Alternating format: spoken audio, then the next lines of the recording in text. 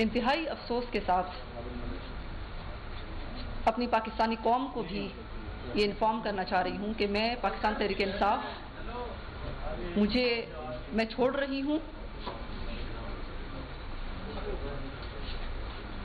इसके रीजंस कुछ अजीब सी, यहाँ पे पीटीआई की एक बड़ी ज़बरदस्त प्रेस कॉन्फ्रेंस हुई और कुछ ज़बरदस्त ख़वातीन यहाँ पे बैठी हुई थी। उन्होंने ऐसे जनरल पॉइंट्स उठाए कि वो बड़े जनरल उन्होंने बात की कि NA1 का टिकट उनको चाहिए था, तकरीर का मौका नहीं मिला। ये तो बहुत छोटी बातें हैं। मुझे पता है एज ए पॉलिटिकल वर्कर, मैं पहले पीपल्स पार्टी में भी थी और अब मैं पीटीआई में हूँ, मुझे पता है कि आपका टिकट, अभी पार्लियामेंट्री बोर्ड नहीं बना, आपके टिकट्स तकसीम होने में, इलेक्शन होने में 10 महीने हैं आपके, तो वो तो मेरे लिए मसला हरगिज़ नहीं है। और टिकट का वैसे भी मुझे मसला नहीं है।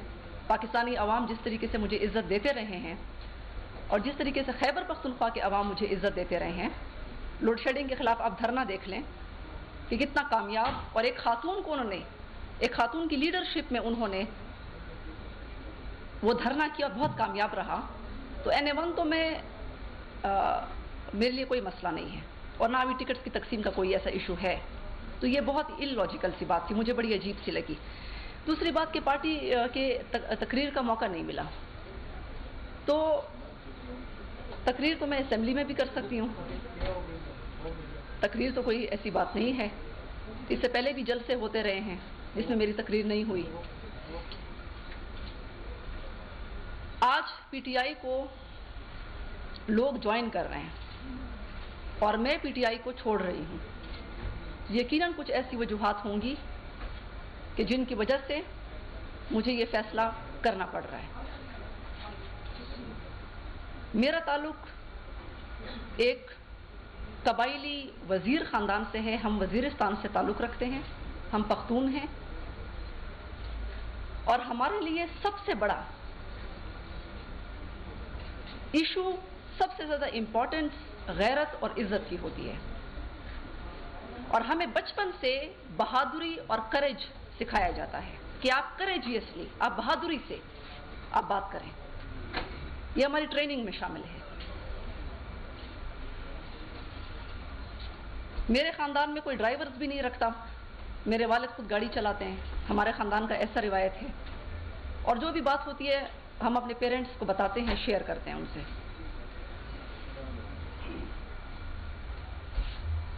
पीटीआई से पहले मैं पीपल्स पार्टी में थी। पीपल्स पार्टी में ख़वातीन की बहुत रिस्पेक्ट थी, लेकिन जब मैं पीटीआई में आई तो यहाँ पे मैंने एक और माहौल देखा,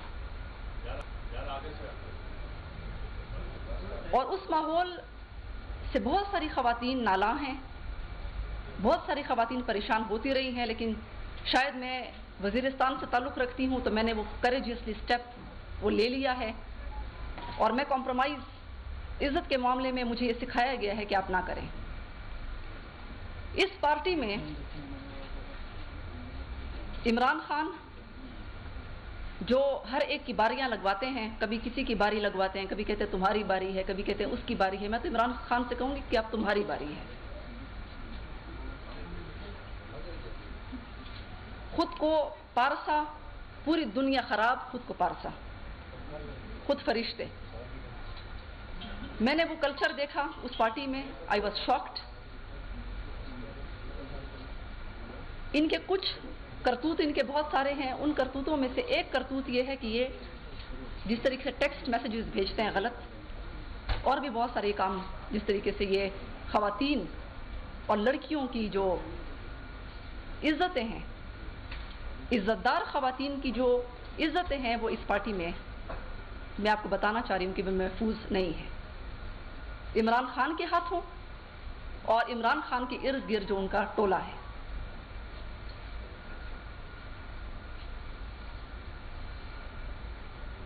उनकी शायद वो मगरिब से बड़े मुतासर मुझे लगते हैं।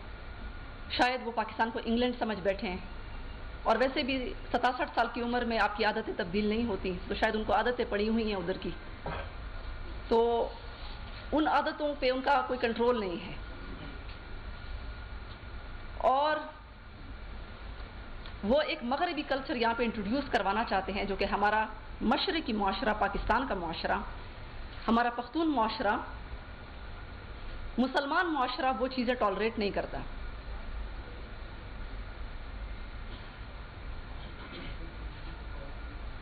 तो मैं सिर्फ ये कहूँगी कि इस पार्टी में इज़्ज़तदार ख़वातीन, मैं सारे भाइयों से भी कहती हूँ, वालिदैन से भी कहती हूँ कि आपकी बच्चियों, हमारी माओं, हमारी बेटियों की इज्जतें जो हैं वो इस पार्टी में महफूज नहीं है।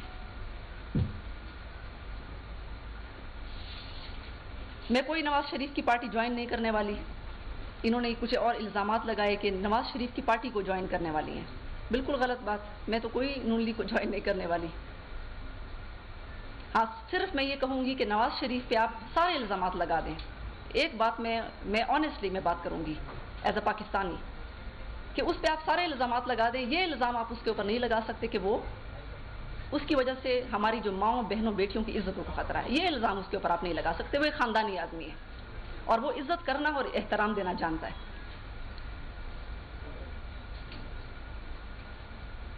और मैं समझती हूँ कि अगर हमारे आइन को पढ़ा जाए तो उसमें अगर डिसऑनेस्ट होने पे आर्टिकल 62 और 63 का इतलाक होता है, तो आपके लीडर पे, जो आपके मुल्क को लीड कर रहा है, अगर वो झूठ बोलता है, बेईमानी करता है, खाइन है, तो वो डिस्क्वालीफाई हो जाता है आर्टिकल 62 और 63 के तहत। तो उसी आर्टिकल 62 और 63 में मॉरल टर्पिट्यूड की भी बात की गई है कि आपकी मॉरलिटी, आपकी मॉरल वैल्यूज क्या होनी चाहिए। तो मैं तो सुप्रीम कोर्ट से मुतालबा करती हूँ कि जो इमरान खान की नाअहली का केस चल रहा है, वो इस चीज़ को ज़रूर कंसिडर करें, क्योंकि उनकी भी बेटियां हैं, उनकी भी ख़वातीन हैं। एक आदमी जो आपके मुल्क का वज़ीर आज़म हो सकता है कि बने, या आपके मुल्क का लीडर बनने जा रहा है, पीटीआई की ख़वातीन से पूछे कि उसका रवैया कैसा है उनके साथ, या उसके टोले का रवैया कैसा है। तो क्या ऐसे आदमी को नाअहल नहीं होना चाहिए? क्या ऐसा आदमी आपके मुल्क को चलाने का अहल हो सकता है, जिससे आपकी बेटियों की इज्जतों को खतरा? पता नहीं कौन सा कल्चर फिर आएगा, मगरबी कल्चर ही हमारे मुल्क में आ जाएगा, जो जिस किस्म का मगरबी कल्चर ये लाना चाह रहे हैं।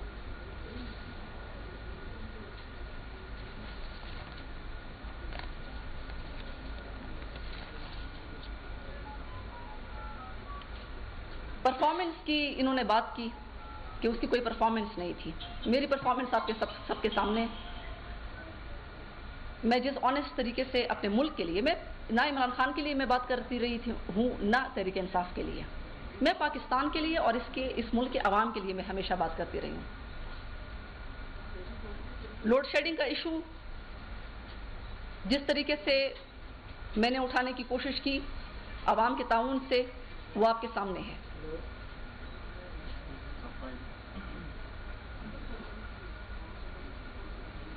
मैंने क्लेanलीनेस ड्राइव जो है, सफाई मुहिम, ये मैंने पेशावर में केपी में स्टार्ट की, लॉन्च की। मैं सोशल मीडिया पे कम होती हूँ, मैं ग्राउंड पे ज़्यादा होती हूँ। ये लोग सोशल मीडिया पे ज़्यादा होते हैं, इनकी तब्दीली सोशल मीडिया पे है, ग्राउंड पे ये नहीं है। और श्री मज़ारी साहिबा को मैं ये कहना चाहूँगी विद ऑल ड्यू रिस्पेक्ट के जब फॉरेन पॉलिसी के ऊपर मैं नेशनल असेंबली में बात करना, जब भी मैंने बात की, इनको बहुत तकलीफ हुई। शायद फॉरेन पॉलिसी पे बात करना ये अपना हक समझती हैं।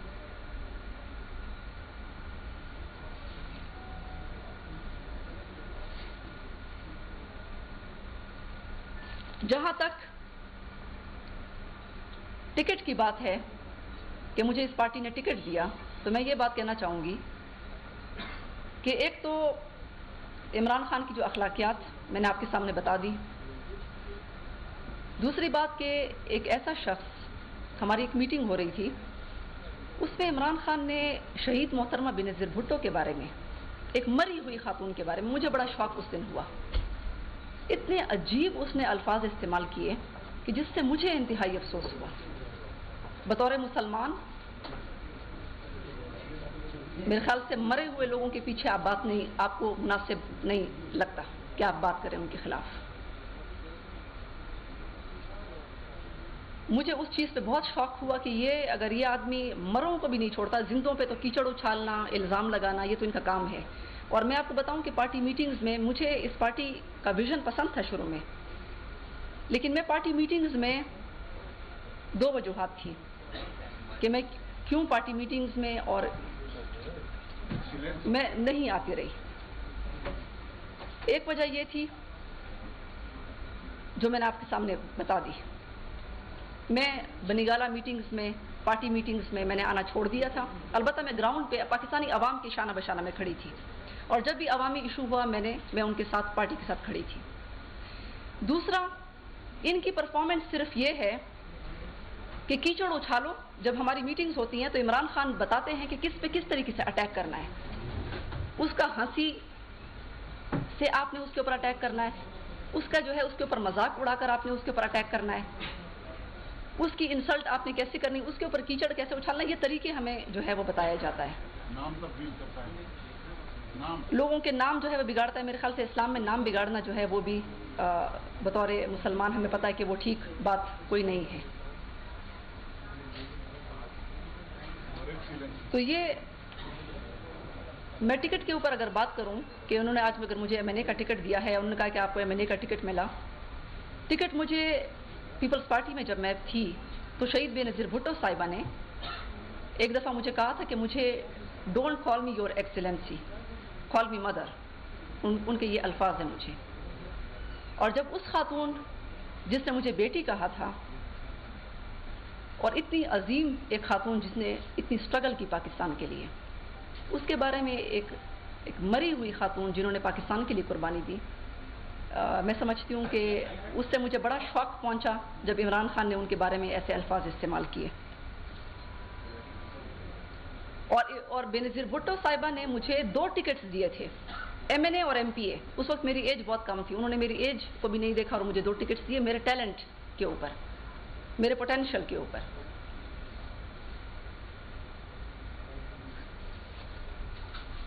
इनकी टिकटों की मुझे कोई ज़रूरत नहीं है, क्योंकि इनकी जो टिकट्स का क्राइटेरिया है वो शायद कुछ और है। उस टिकट के क्राइटेरिया पे शायद हम लोग पूरे नहीं उतरते हैं।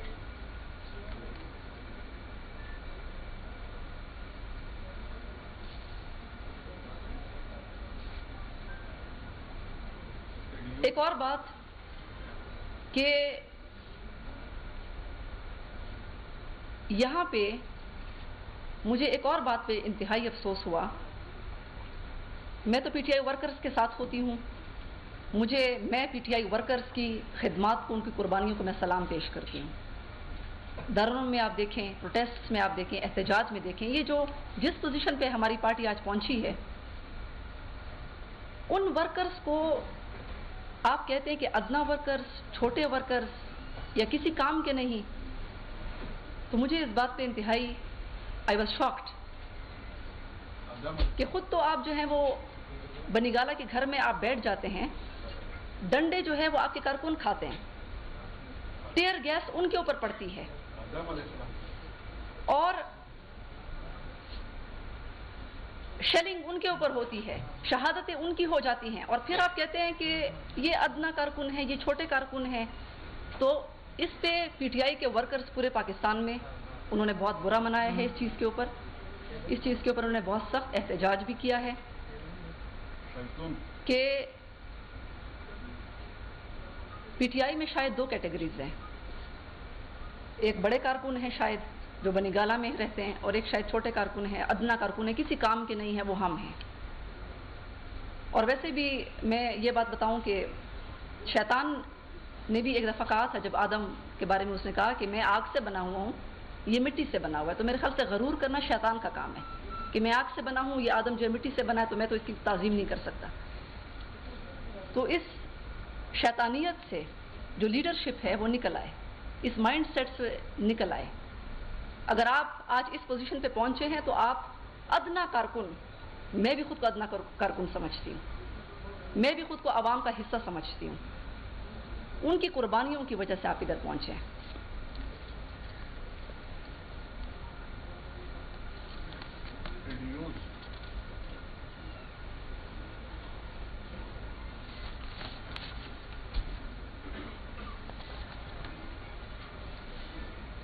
दूसरी बात यह कि मुझे थोड़ा सा लगता है कि खान साहब जो हैं उनको थोड़ा सा साइकोलॉजिकल प्रॉब्लम भी है।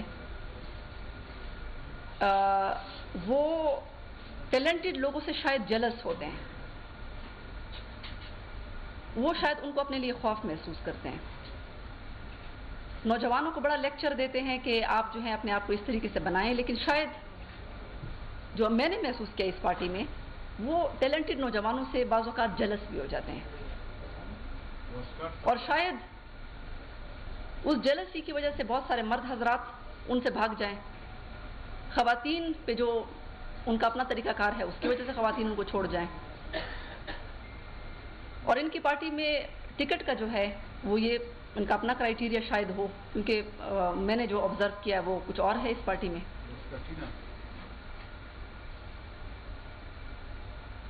इमरान खान के साथ आप उसकी तरह चप्पल पहने, परफॉर्मेंस आपकी तब है जब आप उसके साथ हंसें, जब वो जैसे चप्पल पहनता है आप उसकी तरह चप्पल पहने, जब वो जिस तरीके से कपड़े पहनता है आप उसके कलर के कपड़े पहने।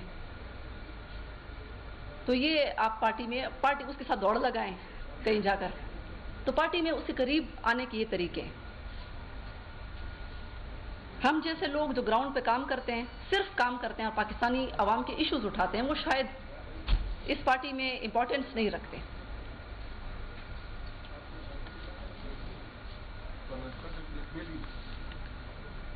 मैं एक और बात आपको बताऊं कि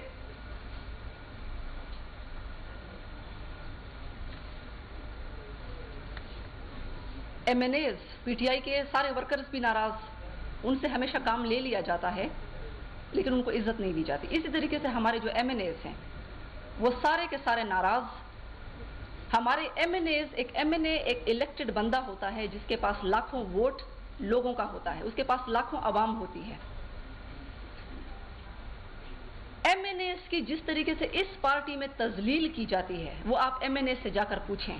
कई मरतबा उन्होंने एहतजाज किया, उन बेचारों की जिस तरीके से तौहीन की गई है वो आप उनसे पूछ लें। और MNAs भी सारे मुझसे मुत्तफिक हैं।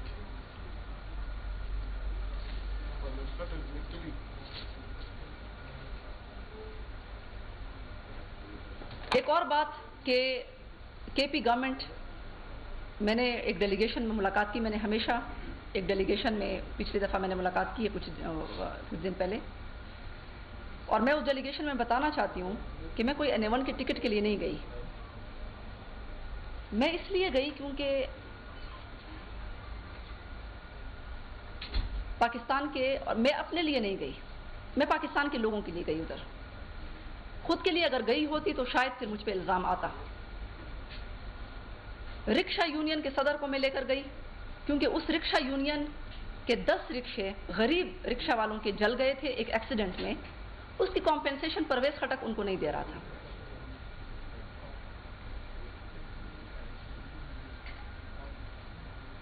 रेड़ी बानों के सदर को मैं लेकर गई क्योंकि परवेज खटक जो एक माफिया का डॉन है उधर KP में, वो उनकी बात सुनने को तैयार नहीं था। मैं एक डेलीगेशन लेकर गई, परवेज खटक के पास 19-20 ग्रेड के प्रोफेसर्स थे। ये वो परवेज खटक आप माइंडसेट देख लें।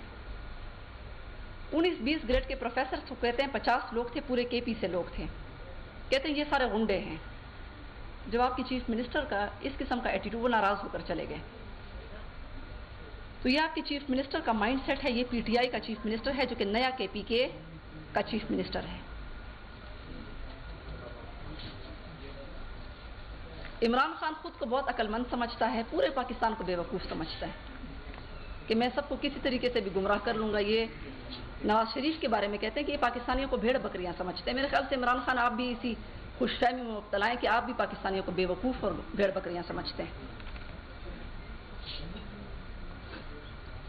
परवेज खटक के सारे रिश्तेदार जो हैं आज फ़ायदा उठा रहे हैं हुकूमत से,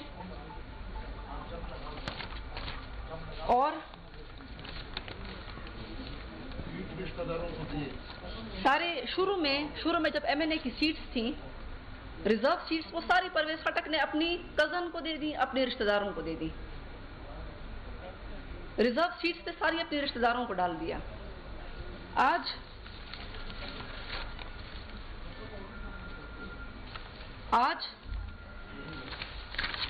ऐसे ठेके हैं कि जिसके ऊपर परवेज खटक ने माइनिंग की इल्लीगल लीज दी हुई है केपी में। तंगी माइनिंग केस में इल्लीगल लीज परवेज खटक ने अरबों रुपए की दी हुई है अपने फर्स्ट कजन को। रिजर्व सीट्स पे तो सारे उनकी रिश्तेदार थी। अब ये उनका बेटा जो है वो सारे सौदे करता है जॉब्स के, नौकरियों के तबादले सारे वो करता है, ट्रांसफर सारे वो करता है, हमें अंदरूनी खबरें पता है, और पैसे लेकर करता है। तंगी माइनिंग केस में इल्लीगल लीज जो है अपने फर्स्ट कजन को दिया। जनरल हामिद ने ये कहा ये मैं नहीं करी, ये मैं नहीं करी। एहतसाब कमीशन के जो चीफ कमिश्नर थे उनका ये बयान है तंगी माइनिंग केस में, और उनके ऊपर case, he is accused in that case. दूसरा नौशहरा में इल्लीगल माइनिंग केस है, वो भी उन्होंने अरबों रुपए का ठेका अपने रिलेटिव को दिया है। बैंक ऑफ खैबर का स्कैंडल, उसके एमडी, उसकी सिलेक्शन बकौल जियाउल्लाह अफरीदी, वो भी परवेज खटक ने की है।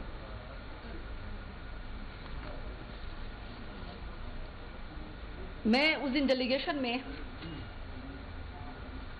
जहां पे मैंने और पाकिस्तानियों को लेकर गई, वहां पे मैं परवेज खटक के खिलाफ करप्शन के सबूत लेकर हमारे पीटीआई वर्कर्स गए खान साहब के पास। खान साहब ने, इमरान नियाजी मैं उनको कहूंगी क्योंकि वो, मैं उनको खान तो नहीं समझती, वो 2 नंबर पठान हैं और खुद को वो खान समझते हैं। तो उनको, इमरान नियाजी के पास उनको मैं लेकर गई।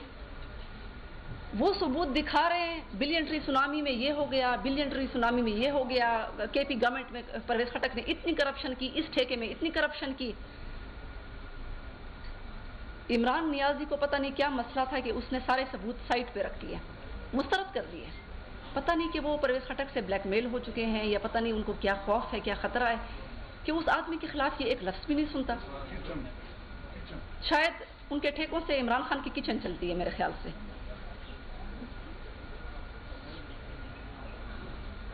जहांगीर तरीन के थ्रू इमरान खान की किचन चलती है केपीके से।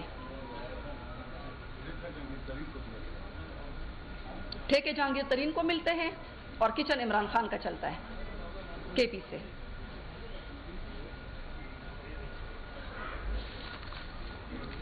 और मैं आपको ये बात भी बताऊं कि छोटे वर्कर, अदना वर्कर्स की जब बात की गई तो मैं समझती हूं कि छोटे वर्कर्स, अदना वर्कर्स के पास जहाज नहीं है, उनके पास बैंक अकाउंट्स भरे हुए नहीं हैं। वो अदना वर्कर्स हैं अपनी सिंसेरिटी की वजह से, जहाजों की वजह से वो, अगर उनके पास नहीं है तो उन बेचारों को क्या कसूर है कि आप उनको अदना वर्कर्स कहते हैं। मैं खुद एक प्रोफेसर की बेटी हूं और मैं समझती हूं कि हम पूरा पाकिस्तान तकरीबन उसी तबके से हम ताल्लुक रखते हैं। कोई टीचर का बेटा है, कोई प्रोफेसर का बेटा है, कोई डॉक्टर का बेटा है। तो मेरे ख्याल से फिर हम सब अदना हो गए। ये जहाज़ों में उड़ने वाले, हेलीकॉप्टरों में उड़ने वाले ये बड़े ख़ास लोग हैं। और फिर बात ये करते हैं गरीबों की, बड़े पारसा बन के गरीबों की बात करते हैं। मुझे काफ़ी डेलीगेशंस भी उन्होंने सुबह भेजने की कोशिश की, मैंने उनको मुस्तरद कर दिया। मैंने कोई उनसे बात नहीं की क्योंकि मैं पख्तून हूँ और जिस बात पे मैं डटी हुई हूँ उस बात को मैंने एक दफ़ा मैंने मौक़िफ़ दे दिया, मैंने दे दिया। उन्होंने बहुत कोशिश की कि मुझे इस बात से रोका जाए, लेकिन मैं पाकिस्तानी अवाम की बेहतरी के लिए मैं आपसे ये बात कर रही हूँ कि जिस शख्स को आप फरिश्ता समझते हैं उस शख्स के हरकतें क्या हैं, उस शख्स की वजह से आपकी इज्जत जो है पाकिस्तान की आज महफूज नहीं है और वो आपका लीडर जो है वो बना हुआ है।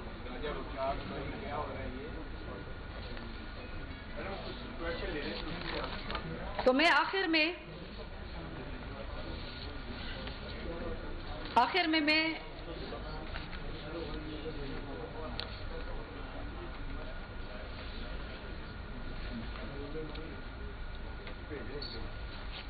मैं सिर्फ ये कहूंगी कि इमरान खान को मैं कहूंगी कि पख्तून कौम आपको माफ नहीं करेगी। इस किस्म की हरकतें आप उधर कर सकते हैं लंदन में, लेकिन पख्तून कौम आपको माफ नहीं करेगी। आयशा ये बताएं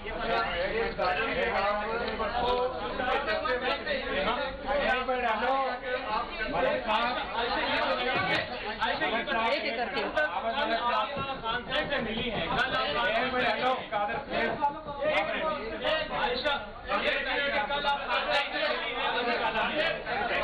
एक दिन जो आपको ये सब कुछ वापस रिवर्स करना पड़ा। परसों आप उनके स्टेज पर मौजूद थी, तकरीर नहीं करने दी गई, ये अलग बात है, लेकिन स्टेज पर भी थी।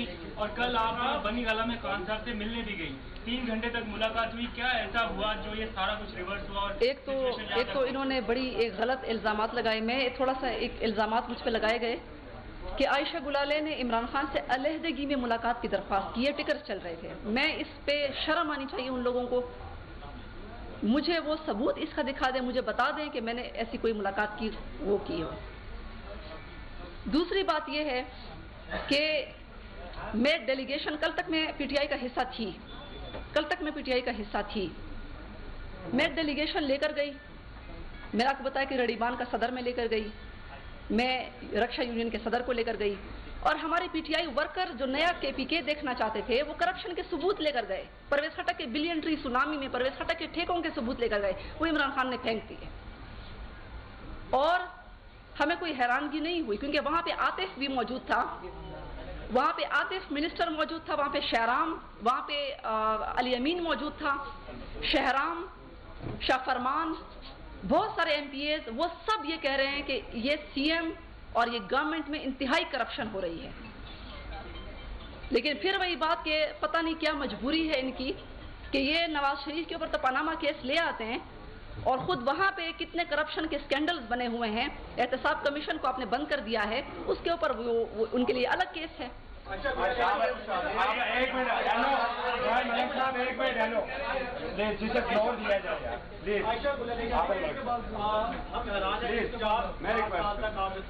और 3 घंटे मीटिंग नहीं हुई, मेरी सिर्फ 15 मिनट मीटिंग हुई है डेलीगेशन के साथ। 3 घंटे बिल्कुल गलत बात है। हम हैरान है कि आप 4 साल से कितना जुल्म सितम बर्दाश्त करते रही और इतवार को आपने चलते हुए भी शिरकत की, देश करके भी उसकी नहीं डाली और आपने लीडरशिप की बर्दाश्त किया। टेक्स्ट मैसेजेस जरा हमें दिखा देंगी और नंबर जरा बोल देंगी किस नंबर से आपको टेक्स्ट मैसेज आए। और भी जीत जो है वो पार्टी की मानद होती है। अगर आप इतनी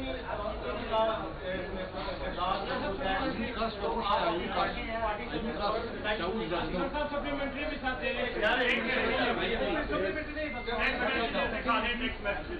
देखिए, मैं एक बात मैं आपसे कहना चाहती हूँ कि मैं जब पीटीआई में आई तो मुझे टेक्स्ट मैसेज पहला जो मिला वो अक्टूबर 2013 में मिला, और इसका जो है पीटीए इमरान खान के नंबर से आप चेक कर लें। उनकी आदत है, वो मेरे ख्याल से सारी लड़कियों को, सब खवातीन को करते हैं। उनका ब्लैकबेरी जरा आप चेक कर लें, ब्लैकबेरी वो खुद भी रखते हैं और खवातीन को भी कहते हैं कि आप भी ब्लैकबेरी रखें, तो कहता कि वो मैसेज ट्रेस ना हो। तो ब्लैकबेरी जरा इमरान खान का ले लें, उसको जरा चेक कर लें, क्योंकि आपके प्राइम मिनिस्टर अगर बनने वाले हैं तो फिर अगर आपकी जो खवातीन हैं, आपकी पार्टी की, आपकी जो मुल्क की खवातीन हैं, उनका फिर क्या हाल होगा। उनके ब्लैकबेरी को चेक कर लें, उनके मैसेजेस किस किस को मैसेजेस किए। मैं तो एक हूँ, मैंने तो करेज का मुजाहरा किया, मेरे वालिदैन ने मुझे बहादुरी सिखाई है, बाकी खवातीन को कितना किया। मैं एक बात मैं एक्सप्लेन कर दूँ। उसके बाद ये हुआ कि आपने नोट किया होगा कि मैं पार्टी मीटिंग्स में नहीं आती रही हूँ, मैं इतना एक्टिव पार्टी में नहीं होती रही। मैं इतनी डिसहार्ट हो गई कि मैंने पीएचडी में दाखिला ले लिया, मैं इस्लामिक स्टडीज कंपैरेटिव रिलीजन में मैंने दाखिला ले लिया, और मैं सियासत से थोड़ा हट हो गई, लेकिन मैं आवाम के साथ फिर भी उनके इश्यूज के ऊपर, ग्राउंड के ऊपर खड़ी रही।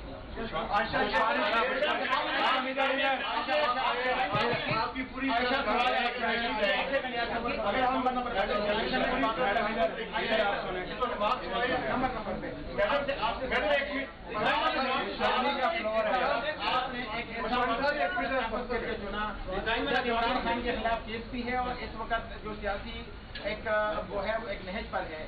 इतना अर्सा आपने पीटीआई में गुजारा, ये इसको किस अंदाज से लिया जाए और जो सोचने वाले हैं वो क्या कहेंगे कि ऐसा वक्त क्यों चुना गया, क्या कहेंगे आप?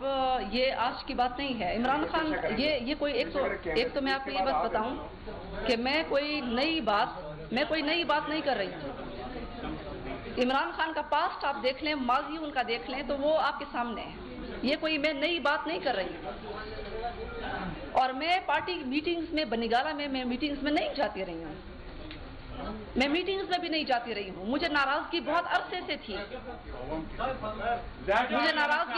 से थी, लेकिन जब करप्शन के सबूतों के ऊपर खान इमरान नियाजी ने जब वो करप्शन के सबूत फेंक दिए हमारी मीटिंग में, जब उन्होंने पीटीआई के वर्कर्स को अदना और छोटे और किसी काम के वर्कर्स नहीं कहा,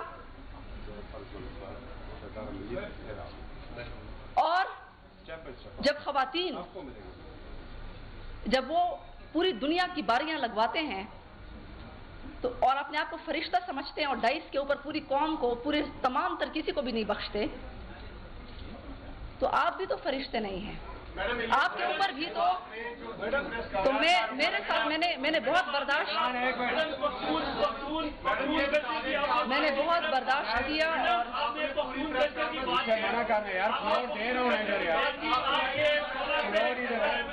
आपने जब पूरी प्रेस कॉन्फ्रेंस की है महसूस हुआ कि आपने दिया। आप हमें ये बताएं कि आज आप इल्जाम लगा रही हैं, परसों आप स्टेज के ऊपर नारा लगा रही थी कि गली गली में शोर है, सारा टब्बर चोर है, उसका आपका मौक़िफ़ अब चेंज हो गया। वो टब्बर चोर है, उसके बारे में सुप्रीम कोर्ट का फैसला आ चुका है, वो मैं आज भी कहती हूँ। और मेरी पीटीआई के साथ, मेरी इमरान खान और उसके जो टोला है उसके साथ मेरी नाराजगी की वजह मैंने आपको बता दी है। उस वजह के ऊपर पख्तून कौम अपनी इज्जत पर कॉम्प्रोमाइज नहीं कर सकती। ये ओहदे, ये पार्टियां, ये हुकूमत, किसी ने मुझे कहा उनकी हुकूमत आने वाली है, तो मेरे लिए तो टाइमिंग बड़ी खराब होनी चाहिए अगर मैं प्रेस कॉन्फ्रेंस कर रही हूँ। लोग आ रहे हैं तो मैंने उसूलों के ऊपर मैडम आपने ये कहा कि पख्तून कल्चर की आपने बात की, आपके 16 से 17 एमएनए जो है वो पख्तून है। क्या आपने किसी पख्तून एमएनए से शिकायत की? अगर उनको ये बात मालूम है कि जो पार्टी में जो कल्चर है वो आपके साथ उन्होंने क्यों नहीं दिया, क्या वो गैरतमंद नहीं है? सेकेंडली, अभी आपने नदीम मलिक के प्रोग्राम में कहा कि मैं प्रेस कॉन्फ्रेंस में मैसेजेस दिखाऊंगी। मैडम, वो मैसेजेस कहाँ हैं? अभी तक आपने नहीं दिखाए। मैसेजेस सारे मौजूद हैं और पीटीए जो है उसका रिकॉर्ड भी निकलवा सकती है। और मैसेजेस में ऐसे अल्फाज थे कि वो किसी की गैरत बर्दाश्त नहीं कर सकती। वो मेरी बात तो सुन लें, वो किसी की गैरत बर्दाश्त नहीं कर सकती। हम भी किसी की बेटियां हैं, किसी की बहनें हैं, और इनको पता होना चाहिए कि मैं पीएचडी कंपैरेटिव रिलीजन की स्टूडेंट हूँ। मैं खुद इस्लामिक स्टडीज की मैं स्टूडेंट हूँ, और मैं इंशाल्लाह फ्यूचर में मैं उस फील्ड की भी खिदमत करूंगी जिस तरीके से आप डॉक्टर मेरी बात डॉक्टर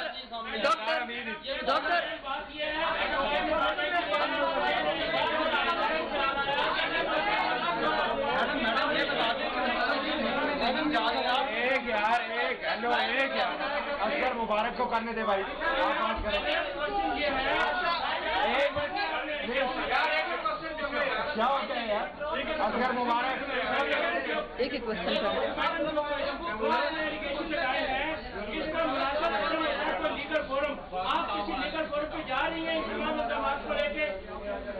सबसे पहले बात हुई, देखिए इसके बाद सबसे पहले मैं आपको ये बात बताऊं कि पहले बात तो ये है कि मैं डॉक्टर जाकिर नाइक साहब जो पढ़ाते हैं, प्रीच करते हैं, मैं भी उसी सब्जेक्ट की स्टूडेंट हूँ। तो इंशाल्लाह उस फील्ड में भी मैं कंट्रीब्यूट करूंगी इंशाल्लाह फ्यूचर में।